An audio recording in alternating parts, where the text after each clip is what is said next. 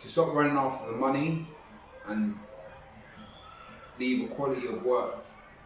It's not about the quantity, it's about the quality. Yes, what's going on YouTube? Welcome back to the channel. So I'm just about to go and do a little walk around / interview with one of my good friends. It's at a project that he's working on in South London, and he's a plasterer by trade. So I'm just gonna go see the property, see what he's working on, see what's being done, and just have a sort of general interview with him as well, and just give you some information about what's going on. So stay tuned and I hope you enjoy. Yeah, what's going on everybody? So welcome back to the channel. So as I said, I'm here with a good friend of mine. I'll allow him to introduce himself and explain what's going on. So do you want to tell us what your name and what your occupation is? Alright, my name is Carlos. I work as a plasterer. Name is C&B Plastering LDN. Yeah. Okay. I've had my own business for 2 years plus. And yeah, man, it's just straightforward. We do renovations, we do anything to do with boarding, plastering, anything really, man. Anything, partitions, rendering outside, anything really. Okay, so you mentioned there you've been doing plastering for about 2 years. So yeah. Was that easy to get into? How did you get into it? Was there any training you had to do to get into it? It was more of going to work with someone. Okay. I was lucky because I worked with someone that they knew what they was doing. So every single day I was just watching him do his thing.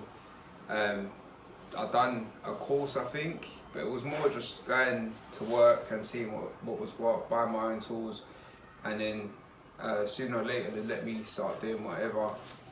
And yeah, man, we're here now. So it's basically learning on the job then. You didn't really have to do much sort of classroom learning. You just observed other people and you just picked it up and went from there really. Most definitely. So you mentioned as well C&B Plastering. Do you want to show us the logo again?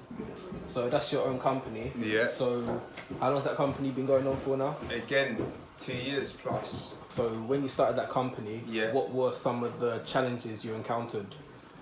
Man, there's a lot of challenges in this. It's motivation, one of the hardest ones. Well, we've got a few challenges.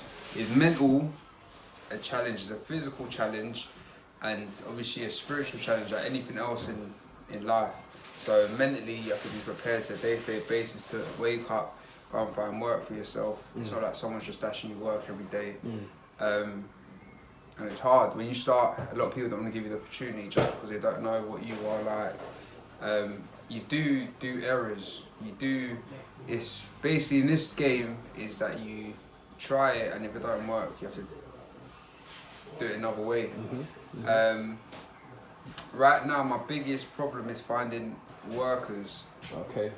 In the past, let's say 2 or 3 months, I've gone through 5 or 6 people. Yeah. Is that because they're not qualified, they don't want to work, or is that other reasons? There's a lot of, for example, people let you down, they don't come to work, is one of them. Okay. Or if they do come to work, they tell you that they can do they can do certain things, and then when they come to work, they can't do it. Okay. So they're kind of selling a dream to get the work, but sell you a dream, they can't fulfill it. Right. Okay. And then there's another one that there's a lot of alcohol and drug abuse when people come to work. So I've had workers that have come in and they don't know what is going on, literally. Okay. Yeah, you know what I mean? They literally don't even know what is going on. Okay. So the people you get to come and work with you, are they recommended by other people, or is it just sort of it's online? It's online. It's Facebook, Instagram, things like that. It's around the area, but like I said, it's been very hard lately. It's been very hard to find the right workers, etc. Okay. So yeah, you spoke about the troubles with finding workers, and you briefly mentioned the trouble in getting new business. Yeah. So as we speak, I'm on site on one of your projects now. Yeah. You're gonna show us around that later on. But so how did you get the link to get this type of work here? Word of mouth. Word of mouth. We do a lot of work for developers now, contractors. We do a lot of work for builders. and they all talk amongst themselves. They see that the work is good, Okay. that we're tidy, that we're clean, Yeah. polite, and we go an extra mile. That's what we're all about. We go an extra mile, even cleaners, like we leave the site spotless. Yeah. Like Okay. Yeah. So would you say then, when you do a good job, it pays essentially for your next job, Most because definitely. what you do on what you do on your first job is basically an introduction for what your work Most is definitely. basically. They always say, there's a saying that your last job is as good as who you are right now. So anything that you leave behind, you make sure. That is my biggest lesson in life, is that people, for example, if you do a bad job, let's say, but you leave the site clean, Yeah. you still got, they might turn around and say, but at least he cleaned. Yeah. Yeah. If that makes sense. Okay, so you always want to leave your client with something positive to say. Of course. Even if it's something it's out of your control, you try to control the things that you can control and just leave them in a positive light. Really. Yeah. Okay. So do you want to show us a bit around this project then? Of course. So we'll break it up basically. Yeah. This is, the boys have come and ripped out everything. This is brickwork. This will be dot and dabbed with plasterboard. Okay, so you mentioned dot and dab, so can you explain what that is for people who might not understand? Yeah, so dot and dab is an adhesive. Okay. It's basically like glue. You put like, how would you say it? Like blobs across the wall. So basically you go, if I was gonna dot and dab this section here, I'll go from all the way around. It's a fire permit, like it protects from fire coming in. So you go all the way around. You like a barrier, basically. Yeah, perimeter. And then you basically inside you put in between, and then you stick your balls. You use a level or a straight edge, and then you straighten it up, and that's it. Okay. And you do that throughout the whole thing. There's different ways that you could do it. You could literally. So you're planning to do that for this whole wall here, basically. Yeah. Okay. These walls here as well. Yeah. These walls here already have joists in between, so all it is just finding the joists, which is up there. We can see the joists up. Let me get a little stick. So the joist up there, and then you can kind of see where it leads down from. Yeah. So, for example, this is a joist there. So we know that the joist goes all the way through down here. Yeah. So we know that we can screw in our boards into that.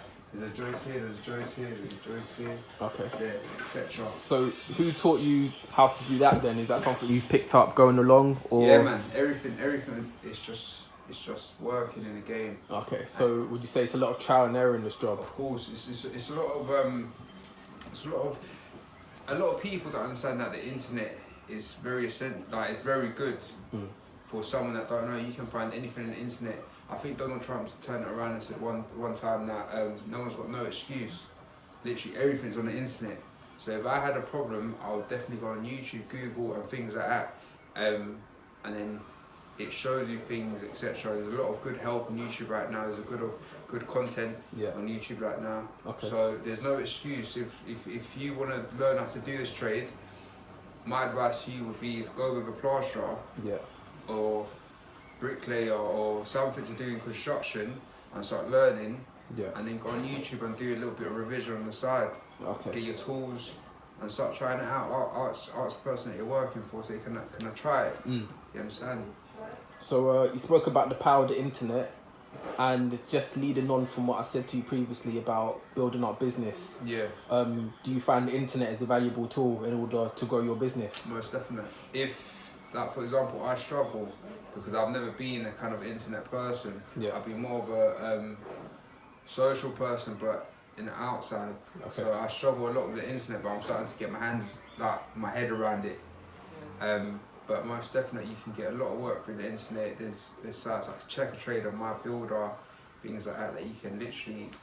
A lot of people will notice you through these sites if you do a good job again. Okay. Etc. What about other social media like the Facebook and the Instagram? Facebook, most definite. But that is more of again, like I said, I struggle with things like that. So, but I can see a lot of people getting work from it. Yeah. I don't really get work from Instagram and Facebook. I have it, but just because I don't put as much work, which I should be putting on it. I don't get, but like I said, we're busy as it is right now. Yeah. So, do you think that's something that you can explore then? Most definitely. Not something that you could do yourself necessarily, but you could have someone on board who can help you out with the sort of social media side. That was my next step. To promote and market yourself. Most definitely. That is my next step. So literally get someone to do all my online, even invoices to emails to inquiries, things like that. Instagram, Facebook, just literally like update things on a day-to-day basis. A website, that will be our next step. Next year, at this point, we're hoping to have everything like on point, put it that way. Yeah. Okay. So if you wanna show us a bit more around the project, then let's go around here. Just literally, this project here, there's 3 flats, and all it is, it's a rip out. New electric cables, new plumbing, everything, and then boarding it back on, or dot and dabbing it back on. This is a room that the boys are doing. Okay. This is all going to get dot and dabbed, new wiring, everything's going to be brand new plumbing. So the dot and dab is a process you explained to us previously, yeah. And that's what's going to happen here on these walls. Yeah, that's right. Okay. And the green and the red lasers, are that for the electrics or is that for something else? That's for, I think the boys are putting up their battens. Okay. And that's where your plasterboard is going to go. So I believe that these walls here will be dot and dab, and these ones here will be with battens to stick your walls on. Okay. And the levels are just to tell you how straight you should be putting your battens. Yeah. Okay. Rather than using a level hand level.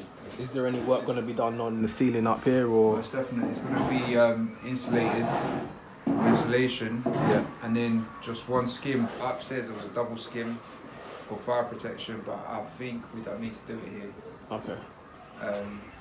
Yeah. Let me show you. So this is how it looked, and let me show you upstairs when it's already been boarded up. Okay. Perfect. Okay, so this is, you said this is the complete version or the semi-complete version? Yeah, so this is everything's first fix. Electrics, plumbing, first fix.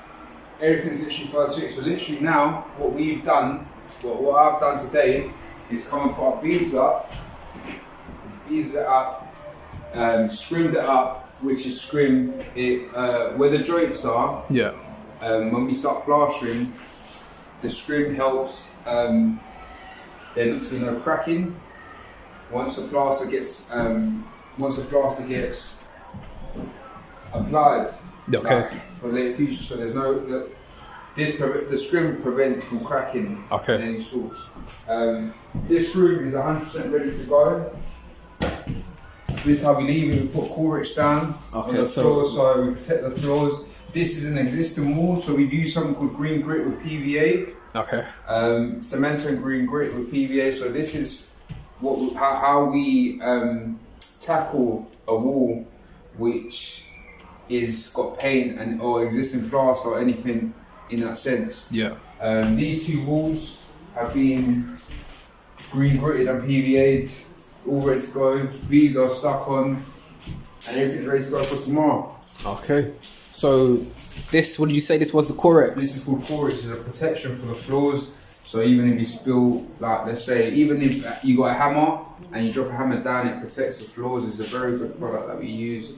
So is that kind of how you said before about just leaving the condition of the property? Of course, that's in the same way you kind of found it, or even better. Even it takes us a bit longer to protect it, but we find out that once we protect it, once we take it off, once we're finished, it's much more quicker than leaving it all open and then scraping it all off in the end. Okay. Plastering is a messy game. It's with water and multi-finish or whatever you're using, hardwall or bonding, whatever you're using, and it is a messy game. So if you don't protect yourself, you will have a lot of work in the end to do. Okay. We even protect our windows. Yeah. So, for example, I haven't done it to them windows there, but here we put a drop-down film. Okay. On the sides, we put our yellow tape. Okay. So, like I said, once we're finished, all we do is get our yellow tape, remove it, and then we're done. There's no chipping away at the paint or chipping away at the windows. It's literally clean, complete, and we're off. Okay, it's good, it's good.